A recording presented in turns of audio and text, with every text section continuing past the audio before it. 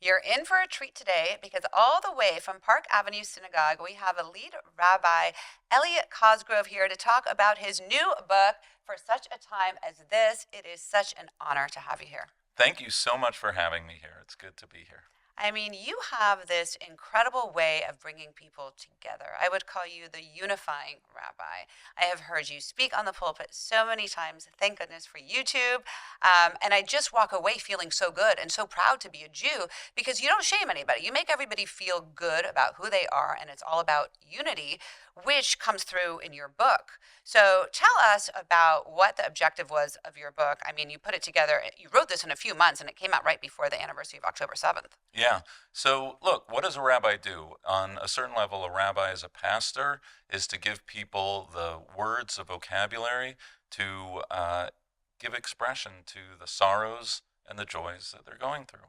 And I think we all, and when I say we all, I don't just mean the Jewish community, I mean everyone saw and witnessed and experienced something on October 7th that it took the wind out of us. We did not know what hit us. People talk about a sense of whiplash of where did this come from.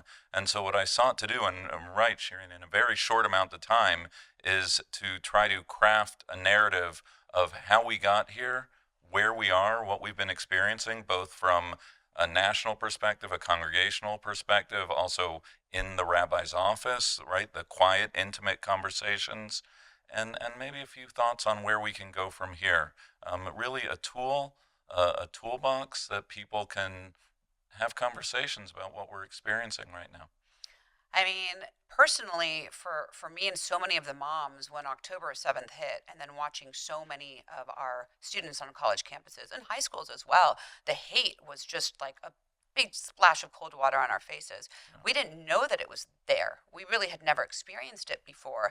And in your book, do you address the fact that it's been there, but we just haven't done anything about it? I mean, Yeah, I think that the events of October 7th and subsequent to it have been experienced differently by different communities. I think for some, it was where did this all come from? I begin the book talking about this dream of hyphenated identities. There's Asian Americans, Jewish Americans, evangelical Americans. We're all Americans. We all have different aspects of our being, but that's what makes America America, that we get to celebrate the symphony of American life.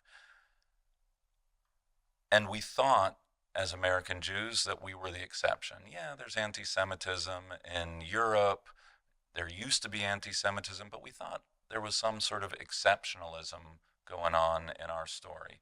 And I think October 7th was a bucket of cold water, as you say. It was a sense like maybe we're not that different. Maybe we're just another chapter in a long story of anti Jewish hatred.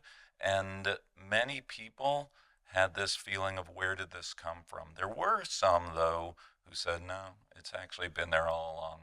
You thought you were the exception. I told you so. The last 70 years, sort of since World War II to now, we had it good, but now it's just a reversion to the norm. So I think that's also part of the sort of subplot of what we've gone through, that for some it was a surprise and others it wasn't.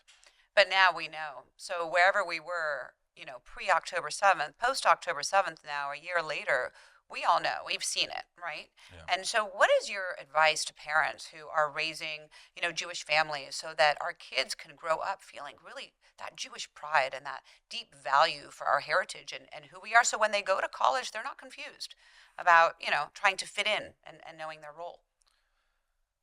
So if I had to distill it down to a word, it would be love.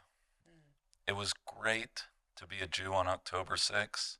It's great to be a Jew today, right? We cannot give our haters the right to define who we are. I describe in the book two kinds of Jews, and I didn't come up with the language. A teacher of mine, Rabbi Daniel Hartman, spoke of it in a different context, but there's Genesis Jews. God's call to Abraham, you shall be a blessing. This is a positive pull of what it means to be Jewish. And then there are Exodus Jews, where a Pharaoh arises and defines the Jews as other, to be oppressed, to be hated, to be feared, a fifth column from within. That's a Judaism that's defined by the push, other people defining who we are. Look, people may have been Genesis positive Jews before October 7th. On October 7th, we all became Exodus Jews. We all became othered by those who would hate us. The challenge, and here I speak to the parents, your listeners, is we need to build that foundation of a positive Jewish identity, because we can't give other people the victory of defining who we are. We need to define ourselves in a positive way. So how do we do that? I mean, how do we do that? We are given this gift of these beautiful children from the time they're born. We choose for them, right? We're their Yeah. parents. Well, it starts really young. I'll put it in real simple terms. Challah on a Friday night, grape juice, right? Judaism has a series of rituals, welcoming friends, Jewish, non-Jewish, into the home on Friday night. You have to build a foundation of love and connectivity to what it is, this gift of being Jewish, and then create literacy so our kids feel at home in the story of our people, right? There's a beautiful image that everyone is like a letter in the Torah scroll, right? We all belong in that narrative, and we have been given a spiritual inheritance from those who came before us, and we pass it down, please God, to those who follow us. And if we can enable our children to feel that they are woven into the tapestry of our story, I believe that that can withstand the slings and arrows of campus life, of the hatreds, and otherwise. As long as you have a home base, that's the most important thing. That's it's a beautiful way of putting it. It's joyful Judaism. It's just Yeah. incorporating it in every day. And then what happens if you didn't do that, or you did and things went wrong? And then, October 7th hits and we saw the hate on campuses, and your kids are there marching with the pro Hamas Klan. I mean, I had dozens of moms, reaching out to me saying, "What do I do?" Yeah, I have a chapter in the book on this. A young woman named Maya, that's not her real name, but I have 4 college kids myself, and this is a young woman, brilliant young woman who's grown up at my kitchen table, sleepovers with my kids all the time. And she came up to me and said, Rabbi Cosgrove, and I tell this story, you have an Israeli flag on your pulpit. You sing the prayer for the state of Israel. And then she went on to explain that she doesn't believe in nationalism, that the Israeli government doesn't reflect her values, as a liberal progressive campus Jew, right? And it was a gut moment for me, because I joke that this young woman shares half a brain with my own kids. So there's something very personal about the book. And unlike some of my colleagues, and I don't know if we agree or disagree on this, I don't think you can disallow that. You can't write off a generation of Jews, right? Their points of reference are different from mine. They've grown up only with a right-wing government in place. They've only grown up with an expansionist policy of the Israeli government. They've only grown up with Israel as the Goliath to the Palestinian David.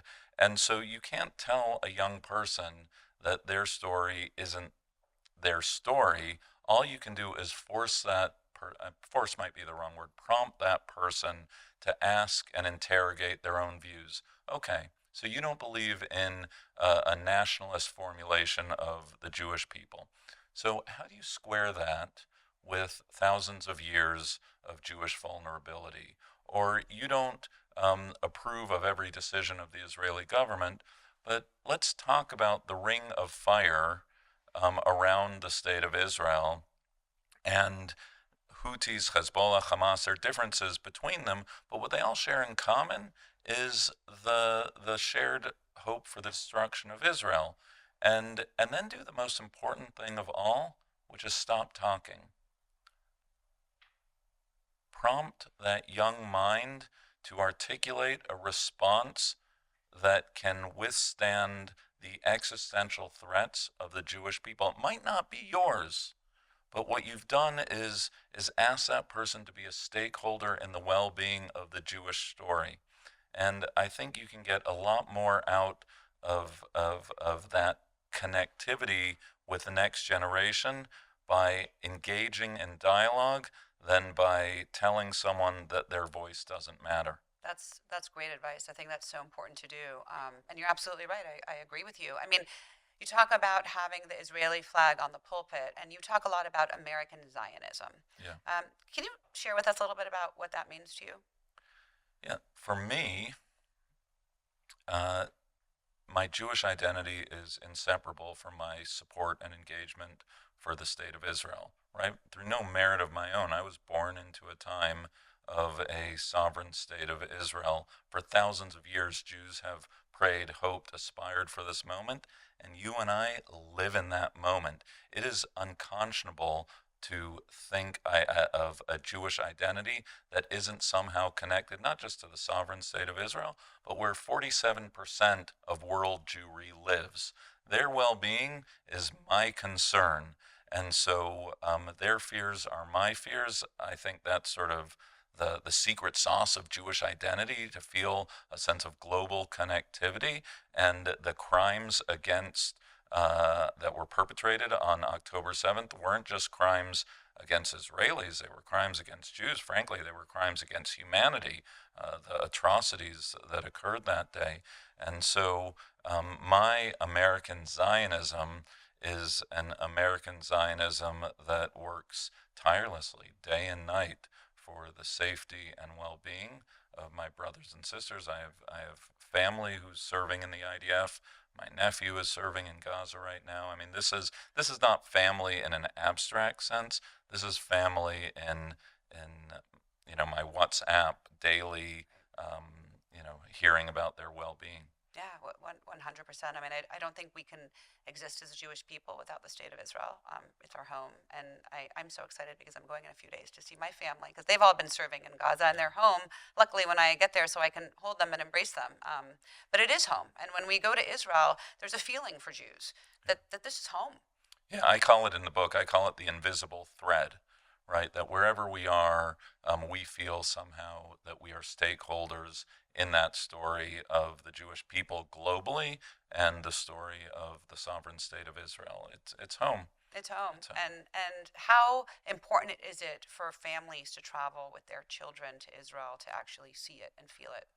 I think it's huge. One of the great discoveries of my rabbinate at Park Avenue Synagogue is the importance of taking young families to Israel. Now, right now, I think is a difficult time. It's not the time to climb up Masada and dip in the Dead Sea and have those first experiences with young children. But here's the thing. Only a parent can make the willed decision to give their children their first experience visiting Israel. And then they may or may not remember all the particulars, and they're certainly not, as young kids, going to get the geopolitics of what's going on in Israel. But they will see that photograph on the mantle in the home, and they will know that for the rest of their lives, going to Israel is returning to Israel because they were there. And so as a parent, I feel that if one is physically able, financially able to do it, I think it is a huge mitzvah, a huge opportunity to give our kids the gift of a first trip to Israel. Ah, I love it. I get emotional because I think it's so beautiful. Both of my first daughters were bat mitzvahed in Israel. And I think when you go and you see and you realize how beautiful it is and the fact of how accepting of all people Israel is. And unfortunately that narrative has been ruined. I mean, there's a false narrative here now. And it's something we talk about college campuses. So many of our gay friends, they're gay kids on college campuses feel that they can't come out with their Jewish pride because they will no longer be accepted in their gay communities on campuses. Yeah, and I think that's one of the pernicious aspects of the anti-Zionism, anti-Semitism right now. That somehow, right, I forget who came up with this concept, but that whatever the most negative stereotype in society is, right, that we assign that, or society assigns that to the Jews, right? So in ancient times, it might have been theological that Jews killed Christ. In Nazi times, it was a moment where Jews were called communists or capitalists. The worst thing you can call someone right now in this moment of intersectional identity politics is a colonialist oppressor. And so Jews, by extension, their support of Israel, have become the worst of society. And the irony being that it's Jewish voices right now that are marginalized, whether or not that could be a Hillel on campus, that because they're also supporting Jewish self-determination, they're not invited into progressive conversations. It could be a film festival where an Israeli filmmaker is not there, or an academic conference where an Israeli scholar is not permitted to be there. But that slide from sort of this genteel anti-Semitism to the more vulgar kind of physical or verbal violence, it happens, and what starts as is one form never ends there. It always slides into a very dangerous, terrible anti-Semitism. Are you worried, Rabbi, that things are going to escalate and become worse? Right now, I'm not sure exactly when this episode is going to drop, but I'm very worried.